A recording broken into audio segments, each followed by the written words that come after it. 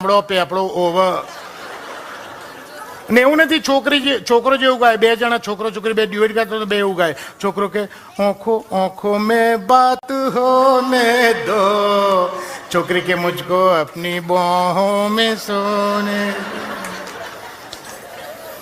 આંખો દોમન કોટા જોતો લેમડો પેપડો ઓવર. હવે આ જોતો લેમડો પેપડો આંખો દોમન કોટામાં વાતો કરતો હોય, અઠવાડિયે નાતો હોય,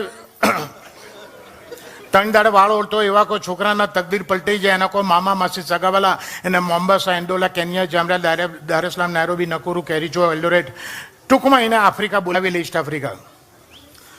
આફ્રિકા 3 વર્ષની જ્યારે પહેલી વાર આવે ને ઇન્ડિયા, સાહેબ જોવા જેવો થઈ ગયો હોય. ધાણીમાંથી પોપકોર્ન થઈને પાછો આવ્યો. એ આંખો દોમન કોટા ત્યાંની ભાષા, એની ભાષા મૂકીને આવ્યો, પણ ત્યાંથી જ આફ્રિકાથી જે ભાષા શીખીને આવ્યો હોય એ આપણી જોડે બોલે, અડધું અંગ્રેજી અડધું ગુજરાતી. એ કેવું લાગે? જે દેશમાં પેદા છે દેશને ગાળો દે. જે ભાઈબંધોને અડધી રાતે 40 પૈસાની ચા પીતી છે ભાઈબંધોને ગાળો દે. કોણ બોલ્યો?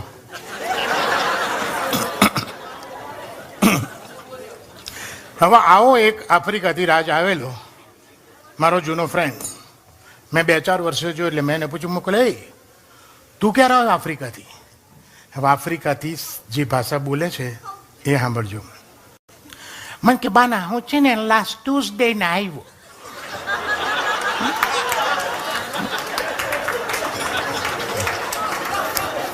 આપણે કે ફાઇન, ચલો લાસ્ટ ટ્યુઝડે આવ્યો, very good. After following to came here. હવે પ્રોગ્રામ શું છે, કેટલું રોકાવાનો છું? Actually, you know what happened, Bana? I was supposed to for 3 months. મેં છે ને દિન પહેલા અહીંયા પ્લાન કર્યો હતો 2-3 મહિના રોકાવાના, ઓકે? પણ I am going back within a week or 2. આપણે કે કેમ આટલા બધા પૈસા ખર્ચીને આવ્યો ને અઠવાડિયામાં 10 દાડે ક્યાં જોતો રહીશ? બાના ગમી બહુ પડે છે.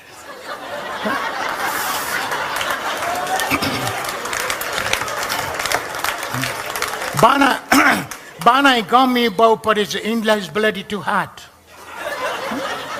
હવે મેં ગરમી કરતો હોય, એની બર્થડે પૂછો તો 22મી મે બપોરે 2:30 વાગે અમદાવાદમાં પેદા થયો. જે દાડે ગુજરાતમાં સૌ ત્યારે ગરમી પડી ત્યારે ભાઈ પેદા થયો. 2.5 વર્ષે કે 3 વર્ષે ઇન્ડિયા આવવાનું કારણ એક જ હોય, એ લગ્ન કરવા માટે આવ્યો હોય. ત્યાં ઠેકાણું ના પડ્યું એટલે અહીંયા આવ્યો. અને અહીંયા આપણે એને કોઈ છોકરી બતાવતા પહેલા એને વેરાબો છે ને કે બને તું નાયરોબી કરે શું? Service business.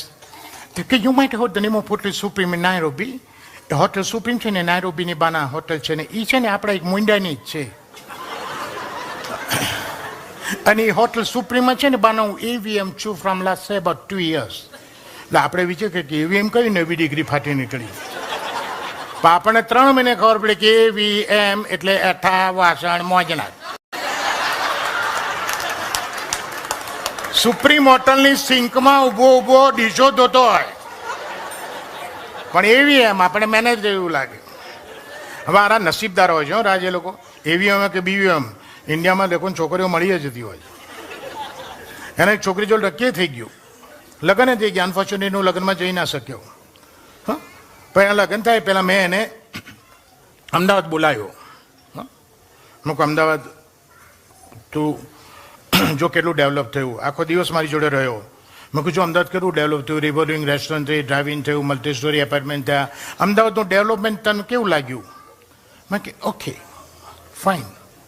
આ બિલ્ડિંગો ભલે છે ને તમે બાંડા બિલ્ડઅપ કર્યા હોય, યુ નો ફાઇન ગુડ. બાના લોકોમાં કાંઈ ડેવલપમેન્ટ નથી આવ્યું. લોકો ન્યાના ન્યા જ છે કે ગમે ત્યાં પાનકેન પિચકારીઓ મારે છે. કેટલું ડર્ટી કરી મેલે છે. તમે આફ્રિકામાં થૂંકો તો ઓલો અસ્કારી ઓલો કાળીઓ તમને ઝાલી જાય. અને આ કેટલું ડર્ટી કરી મેલો છે. હવે એને બધું ડર્ટી લાગતું હોય, તો એની માં સોજિત્રામાં ભેંસના પોદળા ઊંચકતી હોય. એનો બાપ ફાળિયું બાંધીને ટ્રેક્ટર ચલાવતો ખેતરમાં. આને ડર્ટીને સ્મેલ લાગે. હવે આને છોકરી મળી ગઈ, લગ્ન થઈ ગયા. લગ્નમાં આપણે હું જઈ ના શક્યો. એ જ્યારે પાછો જતો તો તારે એરપોર્ટ ઉપર એને મળવા ગયો. જે બાને એની વાઈફને મળી લઈએ. તેની વાઈફની મને ઓળખાણ કરે. મને કે દિંક હા બાના મીટ માય ઓન વાઈફ. એ આફ્રિકા તો ઓન થઈ ગઈ, જાણે ઇન્ડિયામાં ઓન લોન ઉપર લાવ્યો હોય. એને ખબર નહીં, એક જ આ ટાઈમ એવી છે જે લોન ઉપર નથી આવતી. પેન આવ્યા પછી બધી લોનો લેવી પડે છે. પણ અમારા 4 એક પહેલા ચરોતરના નાના ગામડામાં અમારું મ્યુઝિકલ પ્રોગ્રામ હતો. સાવ નાનું ગામ હતું. અમદાવાદથી ઓર્કેસ્ટ્રા લઈને ગયેલા. લગભગ કલાક થઈ ગયું. પબ્લિકમાં પ્રોગ્રામ જામે જ નહીં. કોઈ જોઈએ એવી રિસ્પોન્સ ના મળે. બધા સિંગર ફાઇન હતા. લેટેસ્ટ ગાયનો ગાતા હતા. મેં કહું વોટ ઇઝ ધ પ્રોબ્લેમ? શું છે? Sound system everything was okay. અમે બધા ટેન્શનમાં આવી ગયા. અમે કાકા સ્ટેજ ઉપર આવી ગયા. ના, હું સાઈડમાં બેઠો હતો. મારી પાસે મને કે ભાઈ પાર્ટીમાં છો? મેં કહું હા, મારે પ્રોગ્રામમાં ગાવું છું. ના કહેવાય કાકા, અમે અમદાવાદથી એટલા સિઝન આર્ટિસ્ટ આવ્યા છે, એટલા જૂના આર્ટિસ્ટ આવ્યા છે, તો એ પ્રોગ્રામ નહીં જમતો. તમે ગાશો તો બધું હલી જશે. મને કહે ગોડા હું ગઉં ને તો હલે નહીં ને હાલે નહીં. મેં કહ્યું એવું બધું કરવાનું કે તમે માંડીવાળો? મને કે તમારે પ્રોગ્રામ કરીને ગામની બહાર ન્યા કરવું છે? એટલે હું સમજી ગયા કોઈ માથા ભારે માણસ છે. હું કહું આની સામે ના પડાય. એટલે મેં ઓર્ગેનાઇઝરને કહ્યું મને કાપી દે ને એક ગાયન. કે આપણા ગામમાં ક્યાં ફરી આવવું છે? એનાઉન્સ કરી દે. એટલે મેં એનાઉન્સ કર્યું કે તમારા જ ગામના કાકા આજે અમારા સંગીતના કાર્યક્રમમાં મહેમાન કલાકાર તરીકે હાજર રહ્યા છે અને તેઓ આપને એક ભજન સંભળાવવા માગે છે. કાકા સ્ટેજ પર મૂકું સોરી કાકા, મેં પૂછ્યું કે ભજનનું એનાઉન્સ કરી દીધું. મને કે ગોડા ભજન જ ગાવાનું છું, બાકી આ ઉંમર ફિલ્મને આવડે ગવાય જ નહીં, ભજન જ ગાવાનું. એટલે સ્ટેજ ઉપર આવ્યા. મેં એનાઉન્સમેન્ટ કર્યું. એમાં ફરી એનાઉન્સમેન્ટ કર્યું. ગામના ભાઈઓ ને બુનો, તમારી સામે ભજન ગાઉં છું.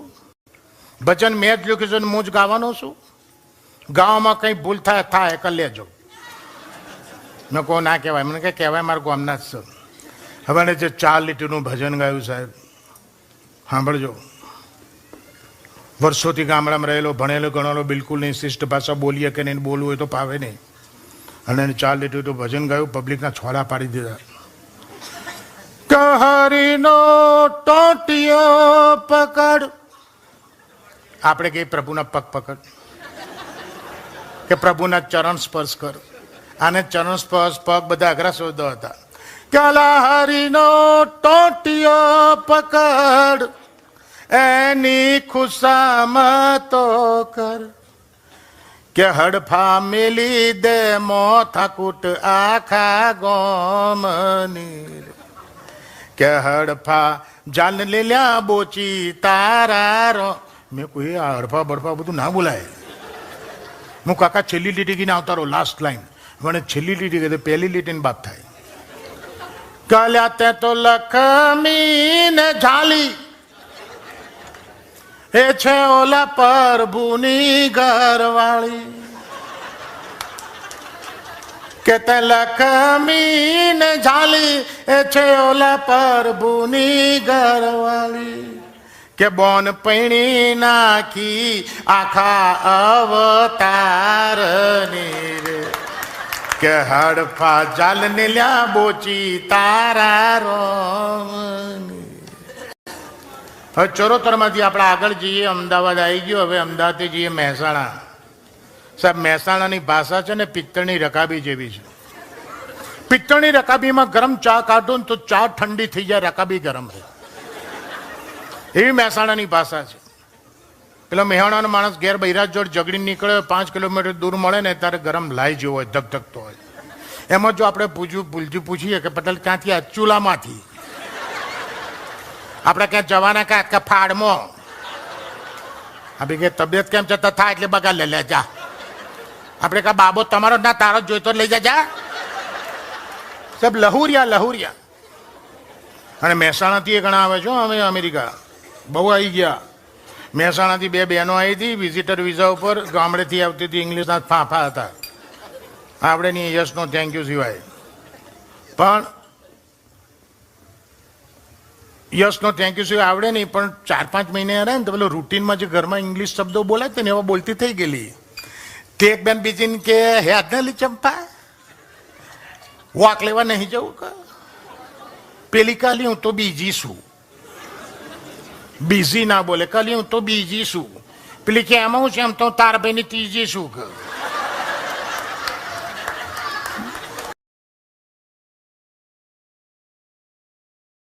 જય સ્વામિનારાયણ, છોકરાને વહુને બધાને જય સ્વામિનારાયણ કહેજો. અમેરિકા જાવશો, તબિયત ધ્યાન રાખજો. અમે બુન ગયા નહીં, પણ બધા અમેરિકાથી આવો ને તો વાતો કરો. બધું બહુ ઠંડી પડે ત્યાં, અને તમને પાછો બધું શરદીને કોઠો છો. બધું લઈને જજો, દવા બવા. ડોશીમાં છેલ્લી ઘડી પેલી વિક્સની ડબ્બી યાદ આવી. પતરાની ડબ્બી આવે છે ને, ચપ્પટ ગોળ કોઈન જેવી, એ લઈને બ્લાઉઝમાં ભરાઈ દીધી. એર ઇન્ડિયામાં ચડી ગયા. ન્યુયોર્ક ન્યૂ જર્સી ઉતર્યા, કસ્ટમ ઇમિગ્રેશન પતી ગયું. પછી ડોમેસ્ટિક એરપોર્ટ ઉપર જવું પડ્યું, કારણ કે ક્લિવલેન્ડ જવાનું હતું. એટલે ડોમેસ્ટિક એરપોર્ટ ઉપર નીકળ્યા પેલા સિક્યોરિટી પેનલમાંથી ને પતરાની ડબ્બી ભરાયેલી. તરત અવાજ આવ્યો, ટ ટ ટ ટ ટ. સિક્યોરિટી વાળા ડોસીને એક બાજુની બાજુ કે વોટ ઇઝ ધેટ? માજી ગામડાની ભાષામાં બોલ્યા, બોમ્બ.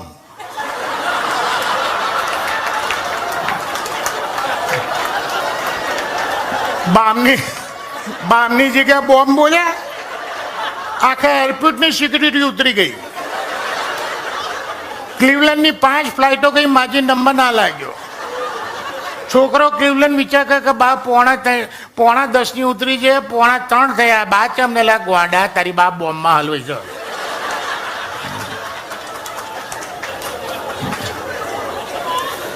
હમણાં હું મહેસાણા એક લગ્નમાં ગયેલો. વરરાજાના ખાસ ભાઈબંધોમાં મારો નંબર હતો, એટલે વરરાજાના એના ભાઈબંધોને 40 જણને બુફે, બીજા બધા માટે બુફે હતું. અમારે 40 જણ માટે ટેબલ ખુરશીનો સેટઅપ હતો. તમારો છે નહીં એવો, પણ તમે 2 બાજુ છે, અમારી એક જ બાજુ હતા. અને આવી ડીશ નહોતી, આવડી મોટી સ્ટીલની થાળી હતી. મારી બાજુમાં જ મહેસાણાનો ભાઈબંધ બેઠેલો. રસોડામાંથી ગરમા ગરમ બટાકા વડા આવ્યા. જેવું મારા મહેસાણાવાળા ભાઈબંધની થાળીમાં બટાકોડો હોય ને એવું જ લઈને એને બાઇક લીધી. પહેલું જ બચકું ભર્યું, બટાકોડું એટલું જ તીખું ગરમ. હારો ચોંટી ગયો, આંખમાં પાણી નીકળી ગયા. હું શું થયું? શું થયું તને? મારા ફાધર બહુ યાદ આવે. મેં કેમ? મારા ફાધરને બટાકાવાળા હારા બહુ ભાવ. મને તો ભાઈ સ્વજનને વાલી આઈટમ આપણી થાળીમાં આવે તો આપણને એવું થાય કે મેં બટાકોડું લઈને મારા મોઢા મૂક્યું અને મેં પહેલી બાઈટ લીધી, મારી આંખમાં પાણી નીકળી ગયા. પેલો કે તમને શું થયું?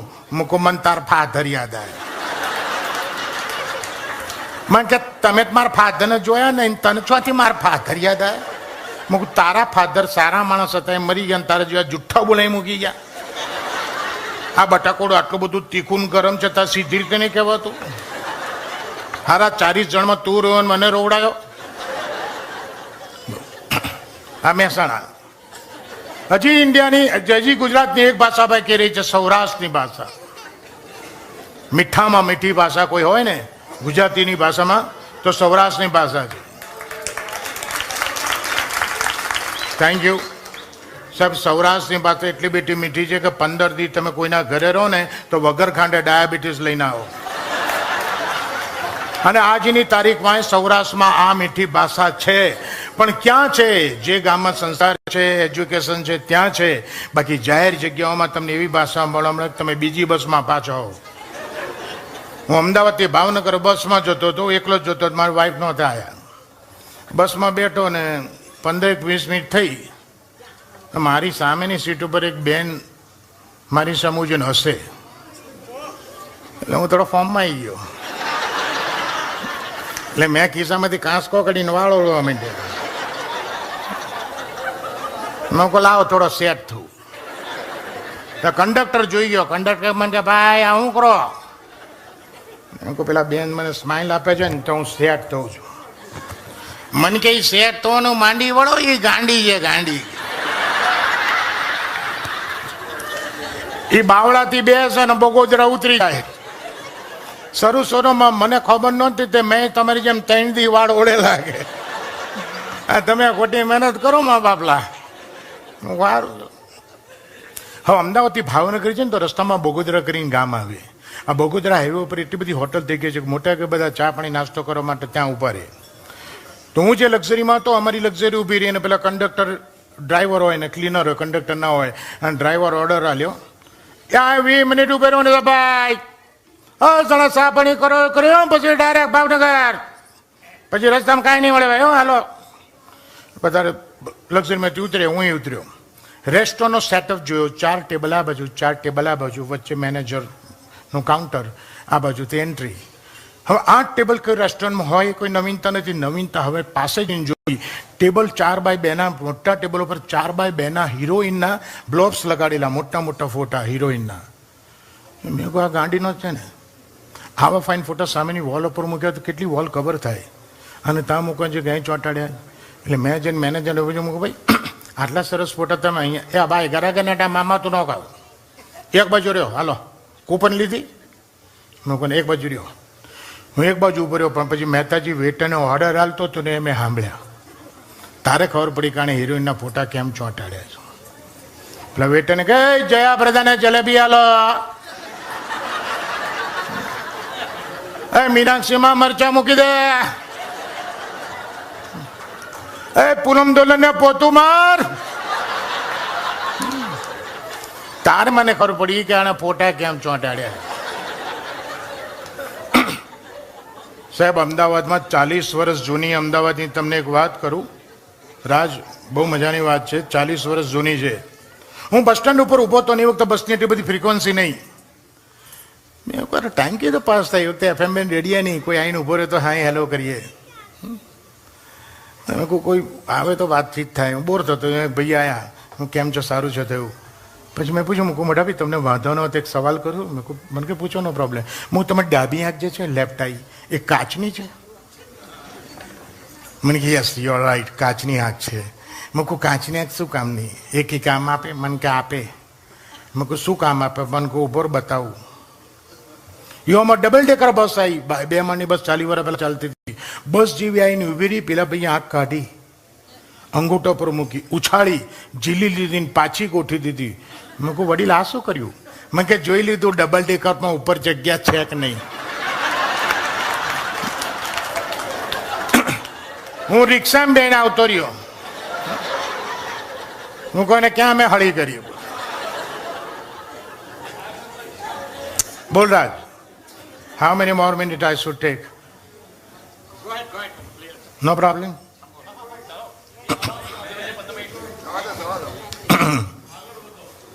આગળ વધુ છું. બિપિનભાઈ, જ્યારે તમે અહીંયા હતા અને આ બધો પ્લાન તો 2 દિવસથી, હું તો 2 દિવસથી આવી ગયો છું, અને તમને ખબર ના પડે એટલા માટે અમને રાખેલા આ પેલા અમર અને શીતલ એમના ઘેર, અને એ લોકો પણ અમને they have treated us very nicely. Thank you very much for that.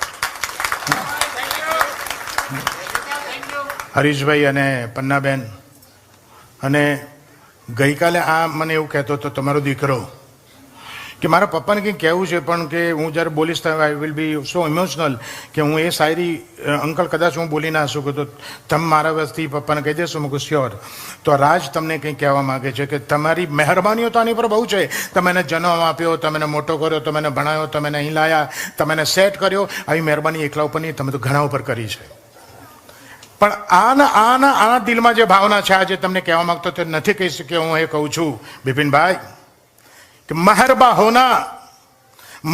होना तो सिर्फ इतना होना, हर जन्म में तू ही मेरा बाप होना.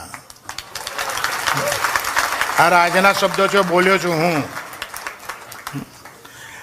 અને આનંદીબા, તમારા માટે આ દીકરો એ જ કહે છે કે માँ मेहरबा होना तो इतनी होना, हर जन्म में तू ही मेरी माँ होना. અને બિપિનભાઈ, મારે કંઈ કહેવું હોય તો આ પાર્ટી, આ તમારી વિશે બધું જાણ્યું પછી હું એટલું કહું કે મહેરબા હોના તો ઇતના હોના, હર જન્મ में તું મેરા ભાઈ હોના.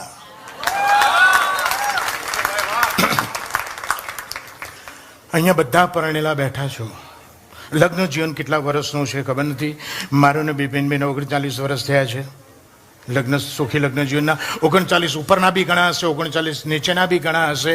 લગ્ન જીવન સાહેબ ગમે તેટલા વર્ષનું હોય, અહીં બેઠેલા દરેક પરિણીત પુરુષે અને પત્નીના મોઢેથી આ એક વાક્ય મિનિમમ એક વાર સાંભળેલું હોય ને હોય જ. કયું વાક્ય છે ખબર છે? તમામ સહેજે બુદ્ધિ નહીં.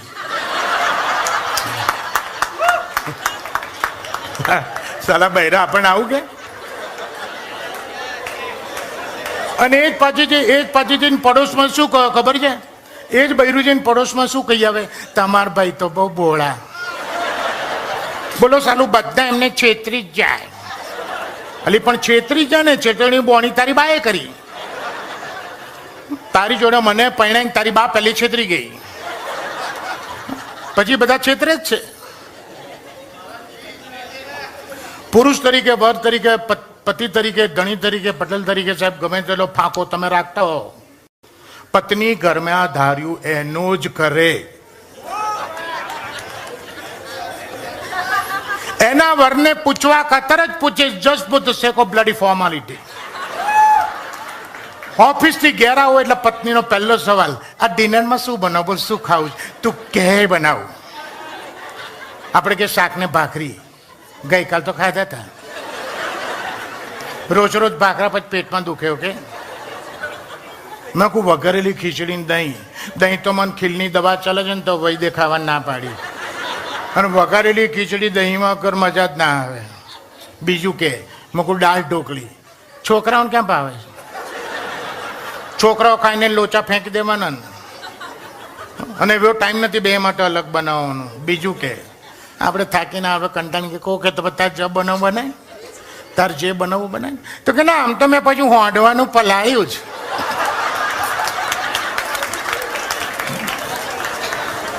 અરે છટક તે 2:30 વાગે હોંડવાનું પલાળ્યું છે, તા હાડા છે, ઉકરા મગજની નસ ખેંચે છે. પ્રોગ્રામ નક્કી જ છે, હાંડવો બનવાનો છે ને આપણે ખાવાનો છે. અને સાહેબ એ હાંડવો 250 ગ્રામ આટલો નાનો ના બનાવ્યો હોય, આટલો ના બનાવે. એ 2.5 કિલોનો લડીંગ ગઠ્ઠો ઉતાર્યો હોય અને ચોહલા પાડીને 4 રેડા તમને હાંડવો હાંડવો હાંડવો કરી મૂકે. સાહેબ વર્લ્ડમાં ના ખાતા હોય હાંડવાના મેચિંગ તમને ખવડાવે. હાંડવોનો ચૂંદો ને હાંડવોનો મોરબ્બો ને હાંડવોનો પિકન્ટો સોસ ને હાંડવોનું દૂધ ને. 5મા દિવસે 2 જ પીસ હાંડવાના વધ્યા હોય અને 4 દાડામાં તેવા હુકાઈ ગયા હોય. 5મે દાડે 2 પીસ કેવા હુકાઈ ગયા હોય સાહેબ, બાથરૂમમાં નાહવા માટે સ્ક્રબર તરીકે તમારે કામ આપે. બોલો,